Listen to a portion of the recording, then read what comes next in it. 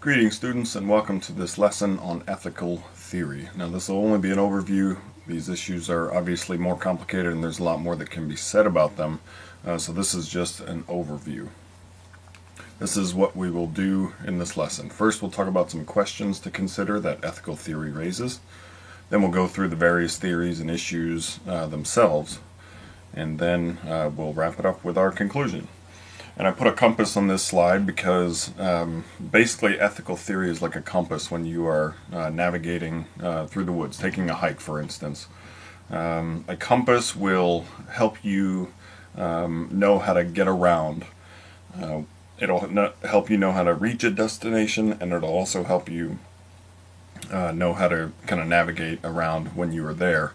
And that's basically what ethical theory is to ethical issues. So for instance, when you encounter abortion or when you encounter the death penalty, ethical theory is kind of all the background information you need to know about how ethics is done and what are some of the issues involved in doing ethics. So it's like your compass for the ethical issues. So now let's talk about some questions to consider. Ask yourself this: is lying always wrong? When is it okay to break the law, if ever? Should we live for today only and not worry about the long term? Who exactly sets up the rules for what is right and wrong? How do we know what's right and wrong? Another question could be, is every act selfish ultimately? Are we only acting in our self-interest, or is there true selflessness somewhere, somehow? Another question that's particularly important in the wake of the Iraq War is torture ever justified? We know President Bush had a very hard time with people asking him this, so we need to ask ourselves, is torture ever justified? If so, when? And if not, why? And perhaps the hardest question is, does what is moral vary? Ultimately, are all moral ideas or moral positions relative to a time and place and a situation? Or are there some absolutes? That's perhaps the hardest question to consider. So these are the options and issues we'll be covering. Relativism, subjectivism, the use of religion in ethics, egoism, the social contract theory, utilitarianism, absolutism, and then the feminist contribution of the ethics of care. And then we'll end with the virtue ethics. So let's jump right into relativism. Basically, the basic idea of relativism is this: different cultures have different moral codes. So relativism claims that ethics are relative to individuals, groups, cultures, and societies. Now obviously you can tell that relativism resists universal moral norms. And some examples of the Eskimo cultures. Some Eskimo women ended up killing half of their children, and to Westerners that seems absolutely ridiculous. But the relativism would claim, no, look, different cultures have different moral codes, and it wasn't a big deal in their culture. Also, there was a difference between ancient Greeks and ancient Galatians. The Galatians ate their dead, whereas the Greeks thought that was horrible. They couldn't imagine eating the dead people among them. So relativism says, look, different cultures have different moral codes. That's the basic idea. Now it has also been criticized. For one, it's self-defeating. It's like saying there are absolutely no absolutes. Now why can't you say that? Well, because in the act of saying it, you are saying an absolute statement. It ultimately defeats itself.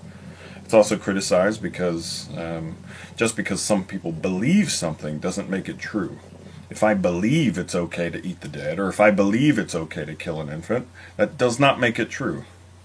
Similarly, if I believe that abortion is wrong, or I believe that the death penalty is wrong, that doesn't make it true.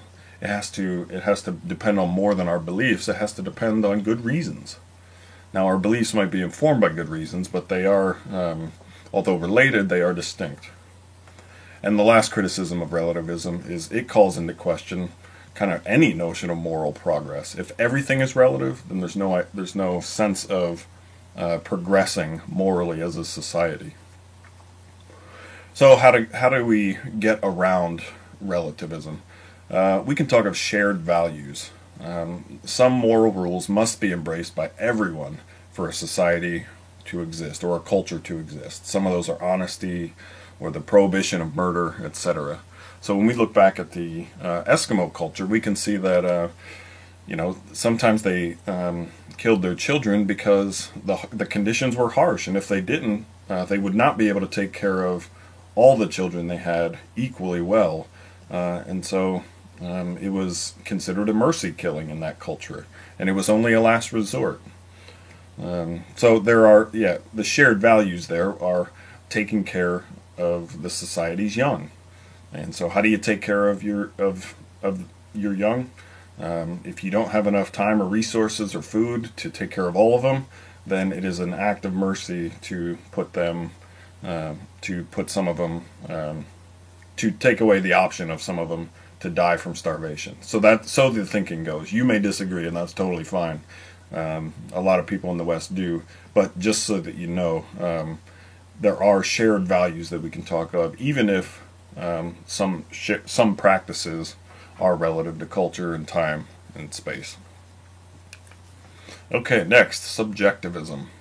Basically, the idea here is that morality is based on our feelings, not objective facts or proofs. Subjectivism says there are no moral facts, and no one is right and no one is wrong. People just feel differently, and that's all there is to it. And this theory kind of evolved from kind of a simple subjectivism into a full-blown theory called emotivism. So let's talk about both of those. David Hume, philosopher, said that morality is, when you say something is moral, all you're basically saying is, I approve of this. Now, this simple subjectivism was criticized for its inability to handle real disagreement, and for implying that we're always right. When I say, for example, if I thought the death penalty was wrong, if I say the death penalty is wrong, basically David Hume would say that all that I'm really saying is I disapprove. And if someone else says the death penalty is right, Hume would say that all that they're saying is that they approve of it. So that it can't really handle disagreement. There's a real disagreement there that simple subjectivism just can't handle. Now the next phase of it was advanced by a guy named Charles Stevenson. He said moral language is about influencing others' behavior, and some statements aren't true or false. For example, if I tell you to close the door, that's not true or false. It just what it is. It's a command. Now, emotivism was criticized because it can't account for true and false moral statements. Certainly, we do want to say that some moral statements are true and false, or at least better and worse, and emotivism can't account for that. Okay, now let's talk about using religion in ethics. Now, this has been an issue ever since, and probably before, but it was given a lot of attention through one of Plato's books called The Euthyphro. The Euthyphro problem is basically this. Socrates asks a character named Euthyphro, is an action right because God commands it, or does God command it because it's right? It might seem like wordplay to you, but it's actually a really profound question. Is an action right because God commands it, or does God command it because it's right? The basic idea behind using religion is that God has told humans how to live, either through direct commands or through the natural world. Now this has given way to two ideas, two different theories. One's called the divine command theory. And the divine command theory says that the morally right thing to do is a matter of being commanded by God, and the morally wrong thing to do is a matter of being forbidden by God. And the other theory is the natural law theory. Now this is the dominant theory because of some criticisms we'll talk about in a second, but this is the dominant theory in religious ethics. It says that God built certain features into nature, and so nature is a guide as to what's right and wrong. Now it has been criticized by a host of people. Obviously atheists will reject it for ethics, and that picture there is a guy named Christopher Hitchens. He's one of the prominent atheists of our time. Another criticism is that it's too mysterious. We can't say exactly how it works.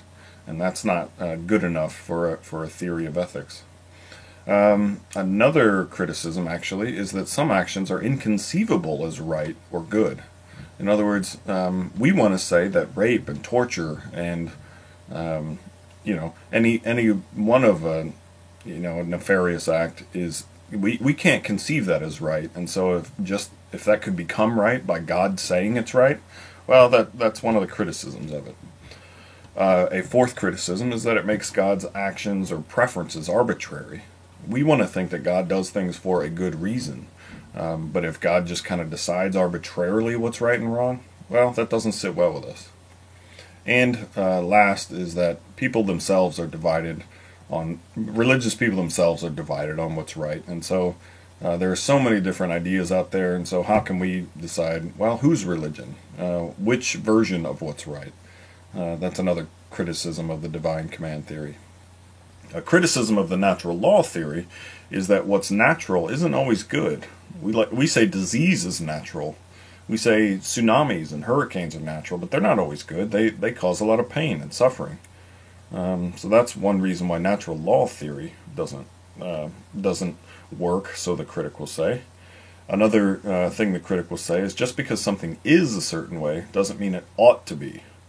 Yes, women can get pregnant through sexual activity, but it doesn't mean that sexual activity ought only to be used for reproductive purposes. That's one of the criticisms of natural law theory.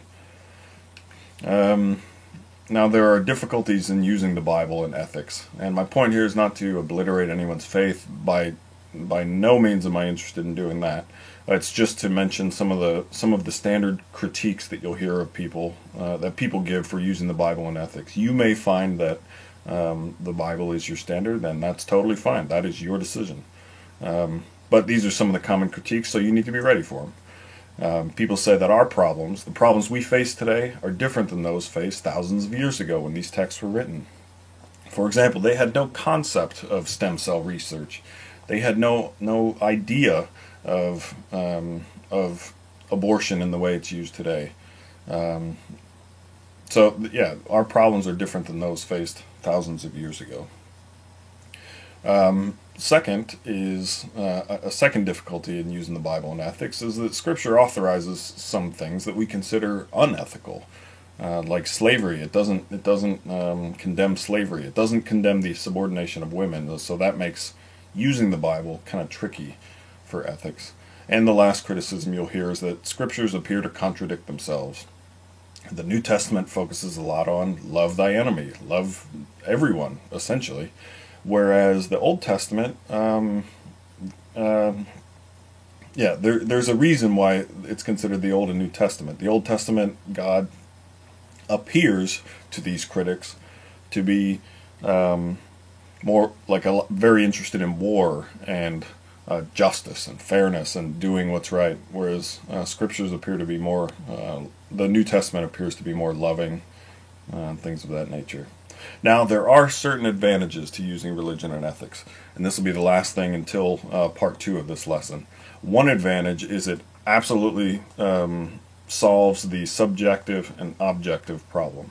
God would be the ultimate objective viewer, so there isn't this worry that what we're doing is too subjective, because if God is the standard for what's right and just and fair, then the subjective objective problem goes away. A second advantage of using religion and ethics is if God exists, chances are pretty good that God knows what's best and would want us to know, whether it's through commandments, the divine command theory, or through natural laws, which was the natural law theory. Depending on the presuppositions you bring, it'll probably influence what you'll be willing to say about using religion in ethics. Okay, at this point, go to the second part of this lecture in the other clip.